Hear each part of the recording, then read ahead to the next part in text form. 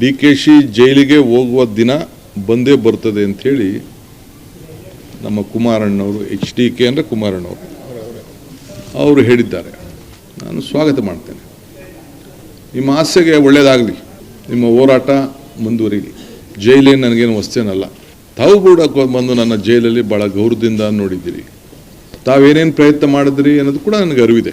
ಚನ್ನಪಟ್ಟಣದಲ್ಲಿ ಏನು ಮಾತಾಡಿದ್ರಿ ಅನ್ನೋದು ಕೂಡ ನನಗೆ ಅರಿವಿದೆ. ತಾವು ನನಗೆ ತೋರಿಸಿದಂಥ ಪ್ರೀತಿ, ವಿಶ್ವಾಸ, ಅಭಿಮಾನ ಏನು ವ್ಯಕ್ತಪಡಿಸ್ತಾ ಇದ್ದೀರಲ್ಲ, ಇದಕ್ಕೆ ನನ್ನ ನಮನಗಳನ್ನು ಅರ್ಪಿಸಲಿಕ್ಕೆ ನಾನು ಬಯಸ್ತಾ ಇದ್ದೇನೆ. ಪ್ರೀತಿಯ ವೀಕ್ಷಕರೇ, ನಿಮ್ಮೆಲ್ಲರಿಗೂ ನಮಸ್ಕಾರ. ನಾನು ಕೆಜೆ ಹಳ್ಳಿ ಸುರೇಶ್. ಬಿಡದಿಯ ಟೌನ್ಶಿಪ್ ವಿವಾದ ಒಂದು ಹಂತಕ್ಕೆ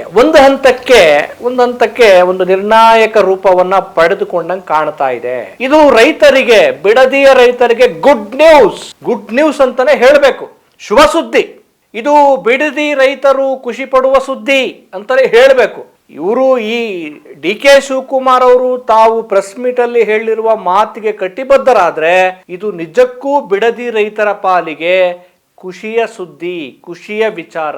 ಏನಪ್ಪಾ ಅಂದ್ರೆ, ನಾವಂತೂ ಬಲವಂತವಾಗಿ ಬಿಡದಿ ಭಾಗದ ರೈತರ ಜಮೀನನ್ನ ಪಡೆದುಕೊಳ್ಳಲು ಇಷ್ಟಪಡೋದಿಲ್ಲ.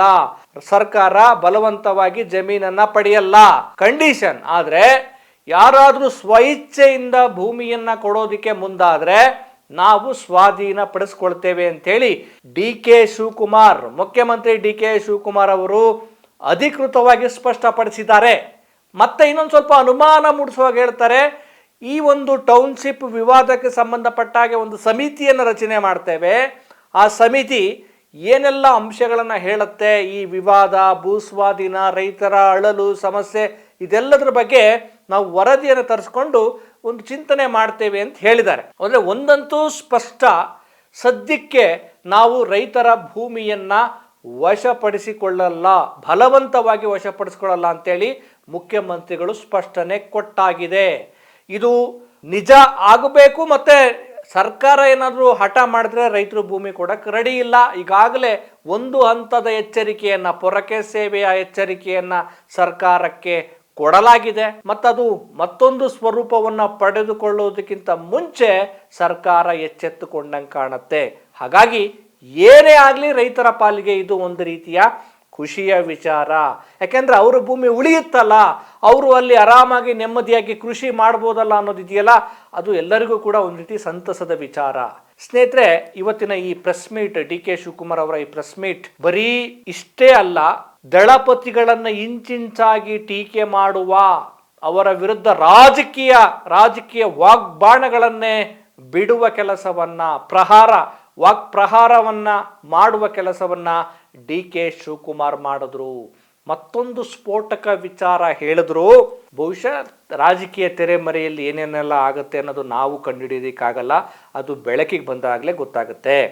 ಡಿ ಕೆ ಶಿವಕುಮಾರ್ ಹೇಳ್ತಾರೆ, ಕುಮಾರಸ್ವಾಮಿ ಅವರೇ, ನನ್ನನ್ನು ಜೈಲಿಗೆ ಕಳ್ಸೋದಕ್ಕೆ ನೀವು ತುಂಬಾ ಕಾತುರದಿಂದ ಕಾಯ್ತಾ ಇದ್ದೀರಿ. ಆಯ್ತು, all the best, go head, ನೀವು ಕಳಿಸಿ ನೋಡೋಣ. ನೀವು ತುಂಬಾ ಡಿ ಕೆ ಶಿವಕುಮಾರ್ ಅವರು ಶೀಘ್ರದಲ್ಲೇ ಜೈಲಿಗೆ ಹೋಗಬಹುದು ಅನ್ನುವಂಥ ಸ್ಟೇಟ್ಮೆಂಟನ್ನು, ಅಂದರೆ ಮುಖ್ಯಮಂತ್ರಿಗಳು ಎಚ್ ಡಿ ಕುಮಾರಸ್ವಾಮಿ ಅವರು ಕೊಟ್ಟಿರುವಂಥ ಸ್ಟೇಟ್ಮೆಂಟನ್ನು, ಪೇಪರ್ ಕಟ್ಟಿಂಗ್ಸನ್ನು ತೋರಿಸ್ಬಿಟ್ಟು, ನಾನು ಇದಕ್ಕೆ ಪಿತಾಮಹ ಆಗಲಿಕ್ಕೂ ಇಷ್ಟ ಇಲ್ಲ. ಬೆಂಗಳೂರು ಸುತ್ತಮುತ್ತಲು ಸಾವಿರಾರು ಎಕರೆ ಇವತ್ತು ಅಕ್ವಿಷನ್ ಆಗಿದೆ, ಹಾಸನದಲ್ಲಾಗಿದೆ, ಇವತ್ತು ಕೃಷ್ಣಾ ಯೋಜನೆ ಆಲ್ಮಟ್ಟಿಲಾಗಿದೆ, ನಮ್ಮ ಆರುಬಲೆಲಾಗಿದೆ. ಆ ಎಲ್ಲ ಕಡೆ ಯೋಜನೆಗಳನ್ನು ಅಕ್ವಿಷನ್ನು, ಲ್ಯಾಂಡ್ ಅಕ್ವಿಷನ್ನು ಎಲ್ಲ ಕೂಡ ಆಗಿದೆ. ಏರ್ಪೋರ್ಟ್, ನಾನೇ ಮಂತ್ರಿ ಆಗಿದ್ದಾಗ ಏರ್ಪೋರ್ಟ್ಗೆ ಲ್ಯಾಂಡ್ ಅಕ್ವಿಷನ್ನು ನಾನೇ ಡಿಸ್ಟ್ರಿಕ್ಟ್ ಮಿನಿಸ್ಟ್ರು. ಬರೀ 6 ಲಕ್ಷ ರೂಪಾಯಿಗೆ ಅವತ್ತು ರೈತರನ್ನ ಕರೆಸಿ ಮಾತಾಡಿ ತೀರ್ಮಾನ ಮಾಡಿದೆ. ಮುನ್ನರಸಿಂಹ MLA ಅವರು, ಬಚ್ಚೇಗೌಡರು, ನಮ್ಮ ಮಿಲ್ಕ್ ಅಧ್ಯಕ್ಷರಿದ್ದರು, ರಾಮಯ್ಯ ಅಂತ ಇದ್ದರು, ಎಲ್ಲ ಕೂತ್ಕೊಂಡು ನಾವು ಮಾತಾಡಿ ಒಂದು ತೀರ್ಮಾನ ಮಾಡ್ದು. 4,000 ಎಕರೆಯಲ್ಲಿ 2,000 ಎಕರೆ ಸರ್ಕಾರದ್ದು, 2,500 ಎಕರೆ ರೈತರದ್ದು. ಇವತ್ತು ಏನಾಗಿದೆ, ಸುತ್ತಮುತ್ತಲು ಏನಾಗಿದೆ ಅಂತ ನಾನೀಗ ನಿಮಗೆ ಆಲೋಚನೆ ಮಾಡ್ತಿಲ್ಲ. ಕೃಷ್ಣಾ ಸಾಹೇಬ್ರ ಕಾಲದಲ್ಲಿ ITBT ಯೋಜನೆ, ವೀರಪ್ಪ ಮೊಯ್ಲಿಯವ್ರ ಕಾಲದಲ್ಲಿ ಕೆಲವು ಯೋಜನೆಗಳು, ಎಲೆಕ್ಟ್ರಾನಿಕ್ ಸಿಟಿ, 2 ಲಕ್ಷ, 1.5 ಲಕ್ಷ, 1 ಲಕ್ಷಕ್ಕೆಲ್ಲ ರೈತರು ಜಮೀನನ್ನು ಕಳ್ಕೊಂಡ್ರು. ಇವತ್ತು ಆ ಜಮೀನುಗಳೆಲ್ಲ ಒಂದು 50 ಕೋಟಿ, 60 ಕೋಟಿ, 70 ಕೋಟಿ ರೂಪಾಯಿ ಬೆಲೆ ಬಾಳಂಥದ್ದು ನಾನು ಕಿವಿಲಿ ಕೇಳ್ತಾ ಇದ್ದೀನಿ.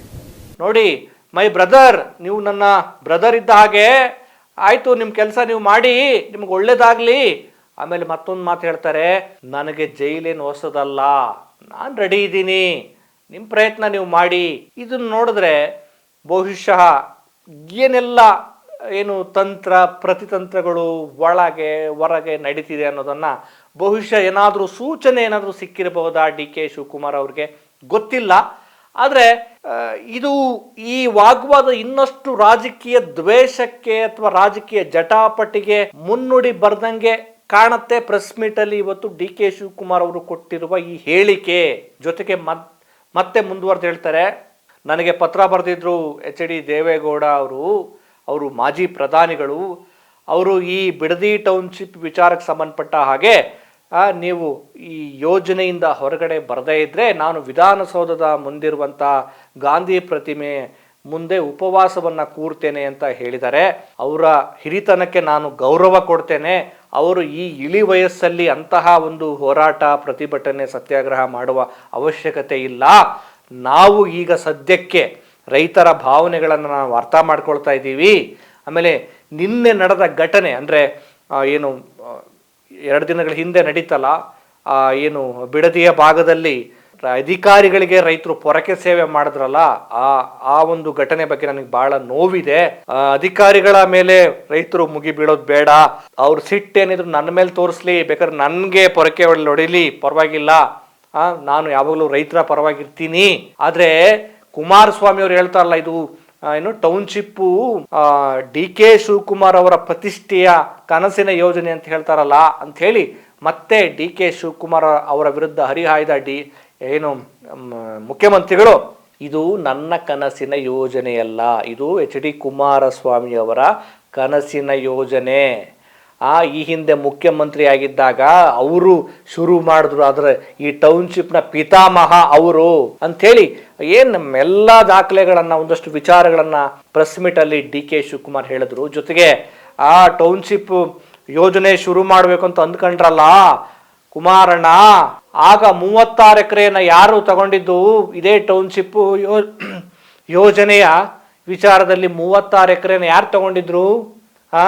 ಅನಿತಕ್ಕ ನಿಮ್ಮ ಏನು ಇವರು ಪತ್ರ ಬರೆದಿದ್ರು, ಏನಂತ ಪತ್ರ ಬರೆದಿದ್ರು ಅಂತ ಹೇಳಿ, ಆಮೇಲೆ ನಾನು ಅಕ್ಕ ಅವರ ವಿಚಾರಕ್ಕೆ ಬರಲ್ಲ ಅಂತ ಹೇಳಿ ಕುಮಾರಸ್ವಾಮಿ ಅವರ ವಿರುದ್ಧ ಮುಗಿಬಿದ್ರು. ನಾನಲ್ಲ ರಿಯಲ್ ಎಸ್ಟೇಟ್ ದಂಧೆ ಮಾಡಿದ್ದು, ನೀವುಗಳು 36 ಎಕರೆ ಯಾರು ತಗೊಂಡ್ರಿ, ನೀವು ತಗೊಂಡಿದ್ದು ಅಂತ ಹೇಳಿ ತಮ್ಮ ಆಕ್ರೋಶವನ್ನ, ಅಸಮಾಧಾನವನ್ನ ಮುಖ್ಯಮಂತ್ರಿ ಡಿ ಕೆ ಶಿವಕುಮಾರ್ ಅವರು ಎಚ್ ಡಿ ಕೆ ವಿರುದ್ಧ ಹೊರ ಹಾಕಿದ್ದಾರೆ.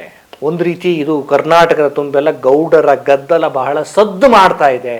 ಒಂದು ಹಂತಕ್ಕೆ ಡಿ ಕೆ ಶಿವಕುಮಾರ್ ಅವರು ಈ ಬಿಡದಿ ಟೌನ್ಶಿಪ್ ಯೋಜನೆಯನ್ನ ಕೈ ಬಿಡಂಗ್ ಕಾಣ್ತಾ ಇದ್ದಾರೆ. ಈ ಏನು ದೇವನಹಳ್ಳಿಯಲ್ಲಿ ನಡೀತಲ್ಲ ಹೋರಾಟ, ಆ ಹೋರಾಟದ ಮಾದರಿಯಲ್ಲಿಯೇ ಆ ಹೋರಾಟದ ಆಕ್ರೋಶಕ್ಕೆ, ಆ ಒತ್ತಡಕ್ಕೆ ಒಳಗಾಗಿ ಅಲ್ಲೂ ಕೂಡ ಅದೇ ಸ್ಟೇಟ್ಮೆಂಟ್ ಕೊಟ್ಟರು, ನಾವು ರೈತರ ಭೂಮಿಯನ್ನ ಬಲವಂತವಾಗಿ ಸ್ವೀಕಾರ ಮಾಡೋಲ್ಲ, ಆದರೆ ಅವ್ರು ಕೊಟ್ಟರೆ ಸ್ವೀಕಾರ ಮಾಡ್ತೀವಿ ಅಂತ ಹೇಳಿದ್ದಾರೆ. ಇಲ್ಲೂ ಕೂಡ ಅದೇ ಹೇಳ್ತಿದ್ದಾರೆ. ಒಟ್ಟಾರೆಯಾಗಿ ಕುಮಾರಸ್ವಾಮಿ, ಎಚ್ ಡಿ ದೇವೇಗೌಡ ಮತ್ತು ಡಿ ಕೆ ಶಿವಕುಮಾರ್, ಈ ಮೂವರು ಒಂದೇ ಸಮುದಾಯದ, ಬಲಾಢ್ಯ ಸಮುದಾಯದ ರಾಜಕಾರಣಿಗಳು. ಈಗ ಇವರು ಪ್ರತಿಪಕ್ಷ ಸ್ಥಾನದಲ್ಲಿದ್ದಾರೆ, ಡಿ ಕೆ ಶಿವಕುಮಾರ್ ಅವರು ಮುಖ್ಯಮಂತ್ರಿ ಆಗಿದ್ದಾರೆ. ಪ್ರತಿಪಕ್ಷ ಸ್ಥಾನದಲ್ಲಿರುವಂಥ ಎಚ್ ಡಿ ಕುಮಾರಸ್ವಾಮಿ ಮತ್ತು ದೇವೇಗೌಡ ಅವರು ರೈತರ ಹಿತವನ್ನ ಕಾಪಾಡುವ ನಿಟ್ಟಿನಲ್ಲಿ ನಾವು ಈ ದನಿಯನ್ನು ಎತ್ತುತ್ತಿದ್ದೀವಿ ಅಂತೇಳಿ ಅವರು ದನಿ ಎತ್ತಿದ್ದಾರೆ.